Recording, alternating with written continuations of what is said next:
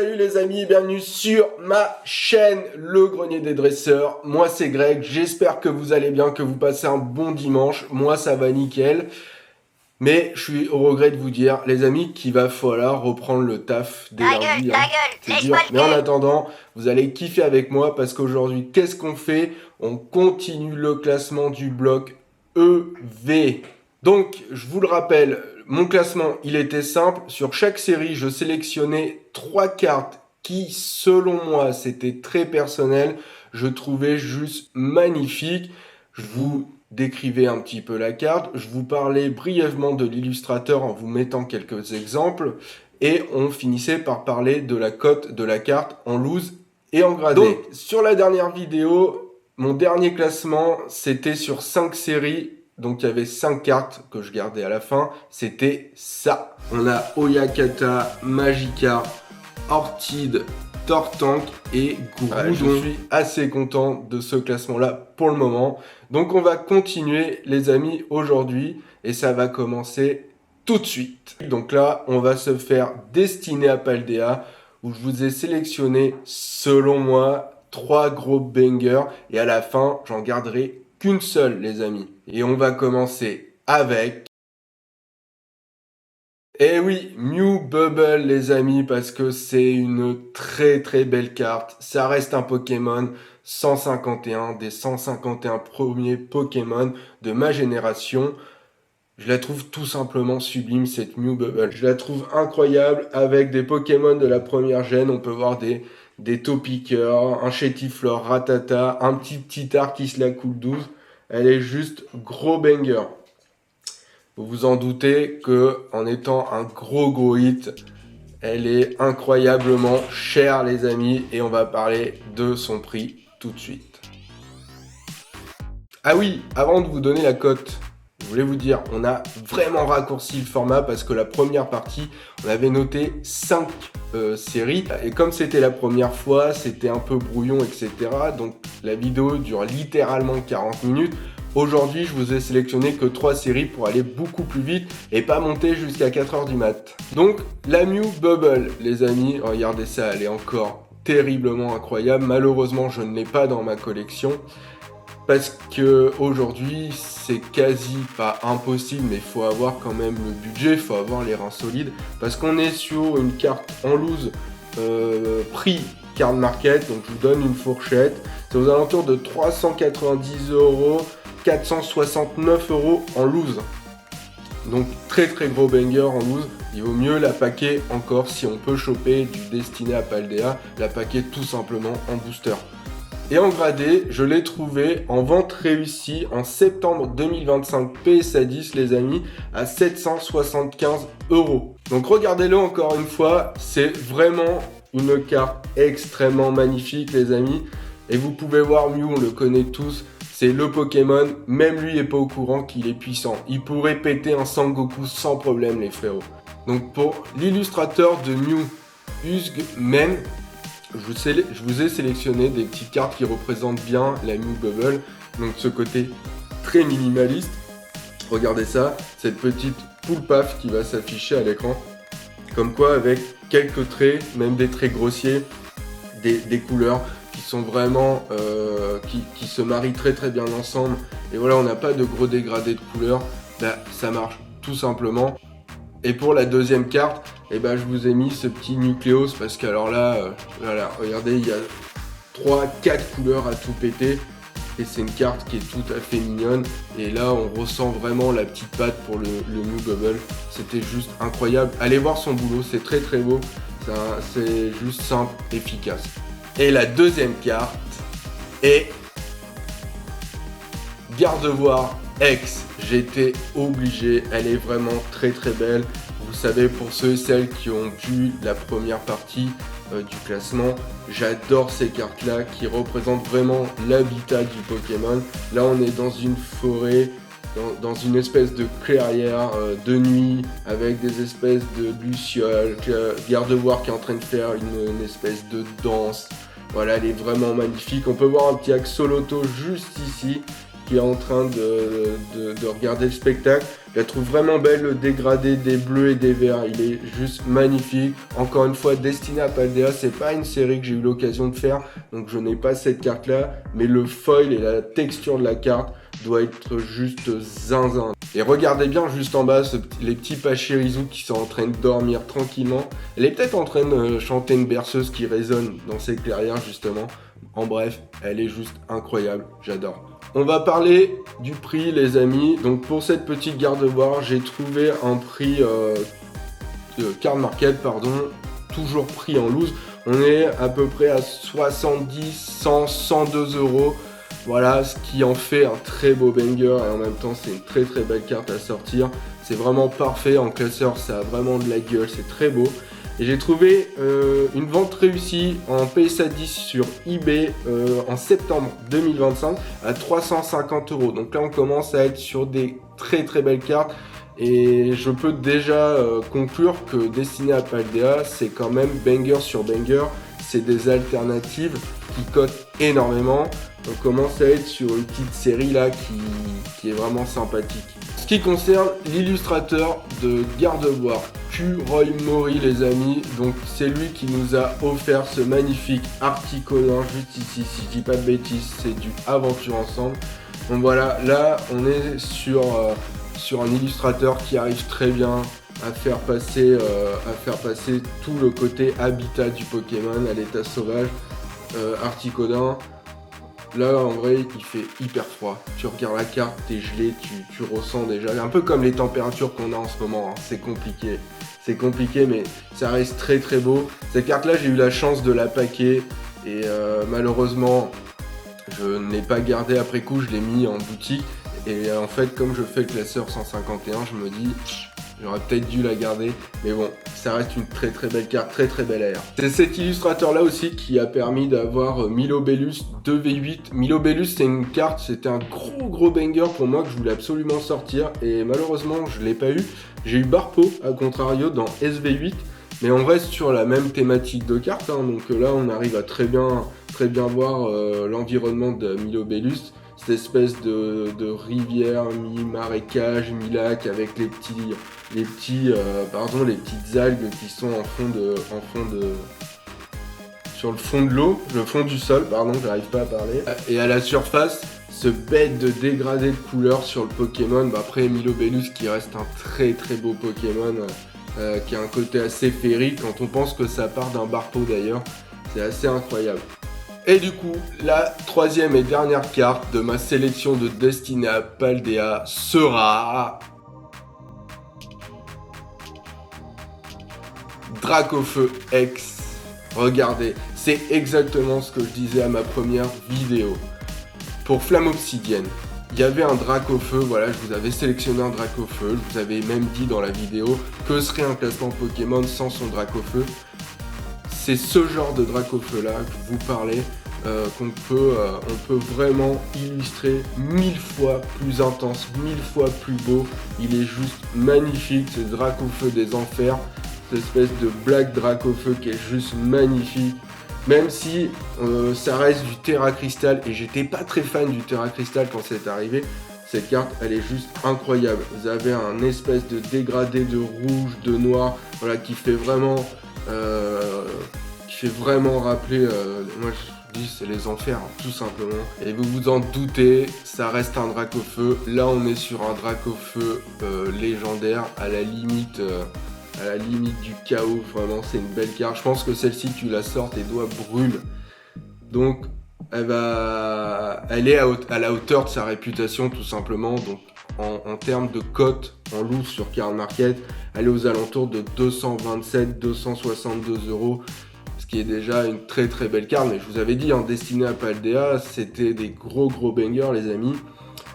Et en carte gradée PSA 10 en octobre de cette année, elle s'est vendue 460 euros, mais en même temps, ça reste un magnifique Dracofeu, ça reste une magnifique illustration.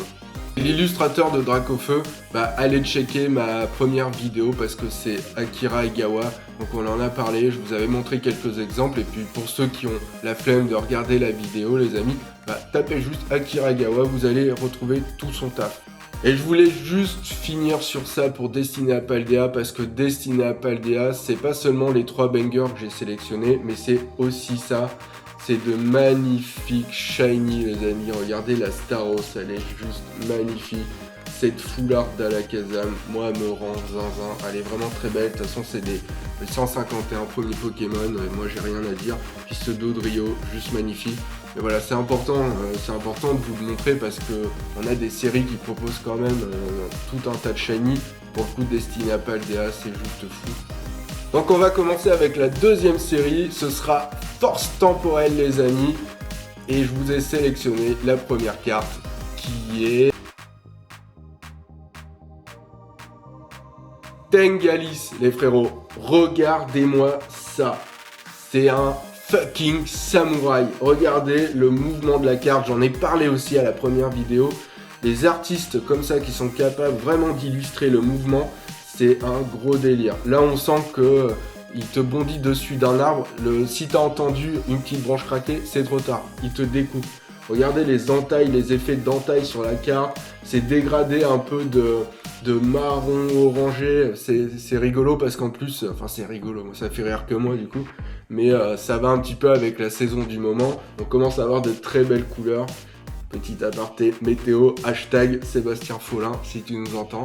Bonsoir, il a encore fait très chaud aujourd'hui et ça n'est pas fini, ça va durer encore quelques jours. Et enfin, à partir de mercredi, ces températures vont baisser. Elle est juste très très belle, voilà, avec les petits Grenipios là qui sont juste là, moi je la trouvais très très belle. Force Temporelle, ça a été un gros plaisir du coup de revoir la série parce que il y a des cartes que j'avais clairement oubliées, dont la Tengalis. Au niveau de son prix, c'est une carte qui est plus que correcte. Voilà, on est aux alentours de 20-25 € sur Card Market en loose, les amis. Et en carte gradée PSA 10 en octobre 2025, elle s'est vendue 93 €. Donc voilà, moins de 100 €, vous avez cette pépite là. Perso, je l'aurais pas prise en classe, enfin je l'aurais pas prise en gradé, je veux dire. J'aurais bien kiffé la choper et la mettre dans le classeur. Elle doit être incroyable en vrai. Force Temporelle, pourtant j'en ai ouvert quelques-uns des boosters, mais je l'ai malheureusement pas sorti. Mais elle est très très belle, donc c'est pour ça, c'était évident de la sélectionner tout simplement. Son illustrateur, Nara, les amis, allez voir vraiment son taf. Regardez, je vous mets sa carte juste ici. Regardez ce Zoroark V-Star, les frérots, c'est un délire. La puissance du Pokémon, et en même temps on est sur une illustration un peu sur du, je vais dire Jap à l'ancienne, mais vraiment sur ces illustrations qu'on peut retrouver dans des vieux bouquins. Elle est très très belle, c'est un Pokémon de prophétie les gars. Amphinobi X, les amis, voilà, c'est un gros délire, très très gros délire. Clairement là on est dans Naruto les gars. En tourbillonnant, shuriken, ce que vous voulez. Le mouvement, il est puissant, c'est Pokémon hyper vif, donc de toute façon je pense que tu es obligé de mettre ce genre d'effet là. On sent qu'il te fait des déplacements comme ça et puis il va venir te couper. Très très belle carte, allez voir son taf, c'est très très beau. Et du coup on va continuer sur la série Force Temporelle et la deuxième carte sélectionnée va être Archeomir. Alors c'est pas un gros banger, je vous le dis tout de suite, en termes de cote, on en parlera tout à l'heure. Elle est assez simple à trouver cette carte et je la trouve vraiment très très belle. J'ai bien kiffé aussi, du coup je suis triste pour lui, mais le petit Pijaco qui est enfermé, bon visiblement il pourra plus jamais voler, il va rester en cage. Mais voilà, c'est typiquement le genre de carte que j'adore. Très très très belle avec beaucoup de détails, en même temps un dessin qui est assez simple. Encore une fois, je vous fais juste le descriptif, je serais incapable de faire ça, on est d'accord, mais je la trouvais juste belle. Voilà, j'avais pas non plus beaucoup de choses à dire sur la carte en elle-même, mais elle était incroyable.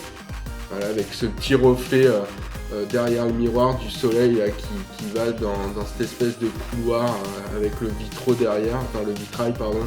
Très très belle, j'aime beaucoup. Donc comme je disais tout à l'heure, au niveau de la cote, on n'est pas sur un truc qui est fou quoi, on n'est pas sur le drag de tout à l'heure. On va être sur un prix Card Market en loose de 3 à 5 €. Voilà, encore une fois Card Market, je trouve qu'ils sont très très durs dans la notation, dans les cotes sur les cartes en loose. Et en gradé PSA 10 d'octobre de cette année, elle s'est vendue 51 €. Donc ça reste une carte qui est largement abordable. Bon, quand même quasi le prix d'une OTB, mais vous pouvez avoir ce petit banger s'il vous la manque pour compléter votre classeur. Au niveau de son illustrateur, nous aurons affaire à So. Regardez ce que je vous ai sélectionné.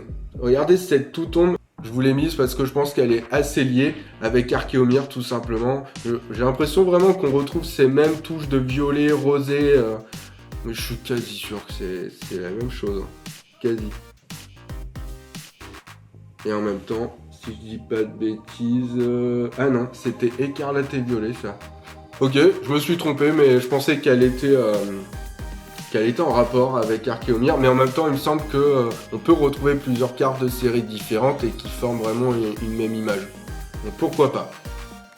Et la petite Celeroc. Elle est juste incroyable, la petite Celeroc. Alors je me rappelle plus, je suis désolé, des deux petits Pokémon qui sont juste avec elle. C'était genre Musiole, un truc comme ça, je suis désolé, pourtant ça c'est de la 3e gène, mais j'ai un gros trou là sur les deux Pokémon.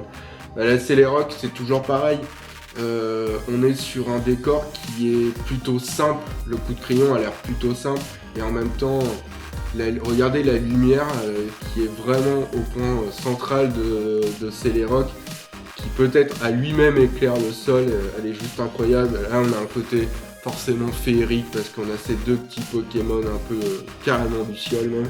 Je la trouvais très belle, donc je vous ai mis ça les frérots. Donc on va passer à la 3e et dernière carte, les amis de force temporelle, et ce sera la carte Dresseur Salvio. En vrai, j'ai pas grand chose à dire et en même temps, j'ai quelques petits trucs à dire sur cette carte. Alors, je m'explique. Déjà, d'apparence, je l'ai chopé parce que je ne comprends pas cet effet de texture sur la carte. Je ne sais pas, on dirait que c'est brodé ou alors que c'est pastelisé, j'en sais rien, mais alors qu'est-ce que c'est beau, je suis très fan.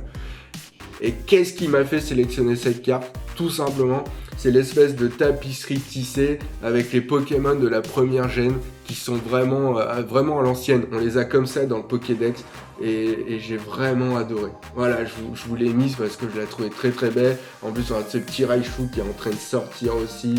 Sur la tasse, je crois qu'on a un Créelf ou... Ouais, un petit Créelf. Enfin, il y a tellement de détails sur cette carte, je l'ai trouvé juste zinzin. Ça reste un petit banger que vous pourrez retrouver, en tout cas carte market, l'affiche entre 10 et 15 € en loose. Donc ça reste très raisonnable, mais la carte je la trouve juste sublime. Et en carte gradée PSA 10, en septembre 2025, elle s'est vendue 47 €, donc c'est pareil. Voilà, on n'est pas sur des grosses cotes en gradation, mais par contre on est sur un terrible banger, je la trouve très belle. Son illustrateur, Tetsu Kamaya, les frérots. La sélection, elle a été simple quand j'ai vu ses œuvres. Vraiment, c'était très simple. Je vous ai sélectionné la Match Hopper de 151. Donc, on retrouve le même visuel, la même texture. On est sur du 151. Tout le monde connaît cette carte avec les petits Roucoups, avec le petit Miaous et les petits Match Hopper qui sont en train de faire le déménagement. Et en même temps, quand j'ai revu cette carte, je me suis dit, ouais, c'était obligé que ce soit lui qui la fasse. C'était sûr. Cette petite promo Noirfang qu'on pouvait retrouver, si je dis pas de bêtises, dans l'ETB Couronne Stellaire. Elle était magnifique. Elle est toujours magnifique. J'ai eu la chance de l'avoir. Vraiment très belle carte. J'adore. Pokémon de 2e gène en plus, vraiment incroyable. J'adore cet effet texturé qu'il arrive à faire. On dirait que vraiment c'est du point par point quand il dessine. C'est très beau. Bon les amis, on arrive sur la fin de cette vidéo. On arrive sur la dernière série, Mascarade Crépusculaire. J'espère vraiment que le concept vous plaît de plus en plus. On essaye d'être vraiment efficace, de perdre moins de temps. voilà, de faire quelque chose à la fois de rapide et en même temps de détailler toutes les cartes et de vous montrer le travail des illustrateurs parce que ça sert aussi à ça, ce genre de classement. N'hésitez pas à mettre en commentaire quelles sont les cartes que vous aimeriez bien voir, quel est le classement sur le bloc, sur un bloc qui vous intéresserait, ça me ferait vraiment plaisir. Donc là, on va attaquer sur la première carte sélectionnée qui va être Simia Braaz. Elle est juste zinzin. Regardez la chaleur qui se dégage de cette carte. Tu peux faire cuire tes merguez, ton steak, ce que tu veux. La carte, elle est dingue. Et en même temps, il te met un petit coup comme ça dans la glotte, là. Comme ça, là. Là, il te nique la gueule. Tout simplement, très très belle carte. Je suis très fan. Simia Braaz, les amis, en card market. Je trouve qu'ils ont été durs card market. D'ailleurs, ils sont très durs. Hein. C'est entre 5 et 15 euros en loose. Moi, je la trouve juste très belle. Hein. Enfin, magnifique, il n'y a rien à dire. Après, voilà, c'est vrai qu'elle reste simple. Mais je vous ai montré des cartes plus simples quelques minutes auparavant. On avait des codes qui étaient plus importantes. Mais bon, c'est les cartes market. En carte gradée, PSA 10, en octobre de cette année, elles vendent quand même 104 euros. Et en même temps, je trouve qu'elle mérite tellement. Elle est juste magnifique. Donc, son illustrateur... KRGC les gars. Alors je n'ai pas trouvé à quoi ça correspondait. Quand il y a le descriptif de l'illustrateur, ils remettent exactement ces lettres là. Donc voilà, je sais pas si c'est un pseudo ou quoi. Mais... Donc je vous ai sélectionné Géolith que je trouvais juste dingue. On retrouve ce rouge, cette intensité de rouge avec ce orange là qu'on avait sur Simia Braaz. On pourrait presque voir un volcan qui est en train de rentrer en éruption là sous lui là au niveau de l'eau. Mais tout simplement je pense que c'est lui qui éclaire la caverne. Le bleu il est intense, c'est un bleu nuit, il est très très beau. J'ai adoré cette illustration, je me suis dit allez je vous la mets. Et on va finir avec cette petite Giovanni de la Team Rocket. Voilà, Giovanni, bon, on la connaît tous, c'était de rivalité destinée. Et je voulais vous la mettre parce que c'était une carte qui se rapprochait le plus de ces deux Pokémon au niveau vraiment des couleurs, au niveau de ce bleu et de ce rouge orangé que l'illustrateur maîtrise à la perfection. Regardez sur le costard, cette espèce de reflet, c'est juste incroyable. Donc, je vais dire, allez, Giovanni, puis Giovanni qui reste quand même un personnage emblématique de Pokémon, il fallait le mettre à un moment donné. Donc, on va passer à la deuxième carte sélectionnée, qui sera la Evoli, les frérots. La Evoli, gros banger, parce que c'est du Evoli, parce que tout le monde la voulait. Moi, j'ai eu la chance de la choper en Jap, elle est très très très belle. Je suis très fan de cette carte-là. Je peux vous le dire, déjà, c'est pas forcément cette carte-là que je garderai à la fin du gros classement, mais elle est très très belle avec tous ces petits évolis. Voilà, une carte tout en douceur, tout en minitude. Elle est trop chouki, comme dirait ma fille, mais trop chouki. Voilà, moi j'aime bien aussi les cartes qui viennent un peu taper. Puis là, trop de évoli, putain. Imagine la litière à changer là-dessus, c'est un délire. Pour la cote de cette carte, alors en loot sur Card Market, ça reste quand même un gros banger. Donc on est aux alentours de 60 à 68 euros les amis. Et en carte gradée, en PSA 10, au mois de septembre de cette année, elle s'est quand même vendue 231 euros. Donc ça reste un gros banger. Il vaut mieux la paquer vraiment que devoir l'acheter. Là vous avez une ETB qui vous passe ici les gars. Et je ne suis pas en train de vous faire le signe de la cocaïne. Donc son illustrateur, Sato les amis. Regardez cette Dardanian. Elle est incroyable. Elle est vraiment incroyable. Je la kiffe. Avec cette espèce de traînée. Je crois pas que ce soit le soleil. Hein, c'est vraiment une traînée de pollen. Elle est juste magnifique. Donc là on est sur de la mignonitude. Mais en même temps... ce Pokémon là, Dardanian, j'aurais pas envie de tomber nez à nez. Franchement, sa piqûre c'est pire que le chikungunya, je vous le dis. Et bien sûr, autre carte très mignonne, la Givrali. Cette Givrali, elle est vraiment incroyable. Il est posé, il bronche pas. Voilà, le froid c'est son milieu. Elle est vraiment très belle. Elle est toute simple pour le coup, on n'a pas non plus beaucoup de détails. Je veux dire, il n'y a pas beaucoup de Pokémon aux alentours, il n'y en a même pas. Mais elle est juste incroyable. Ce côté limite dessiné au crayon à papier ou avec un bic, j'ai l'impression, c'est l'impression que ça me donne en tout cas, je la trouvais vraiment belle. Et on va terminer avec la dernière carte et ce sera la fin de la vidéo, de cette vidéo, de cette deuxième partie de classement du bloc EV les amis. On va terminer avec Amphinobi. Regardez la masterclass de cette carte. Elle est juste incroyable. Qu'est-ce que j'aurais kiffé la sortir. Elle est tellement belle. Et je suis sûr qu'en vrai, elle doit être incroyable. En vrai, elle doit vraiment... Je sais pas, j'ai même pas les mots. Regardez tout ce dégradé de couleurs, ces espèces de splash. Là. On sait même pas s'il arrive de l'eau ou quoi.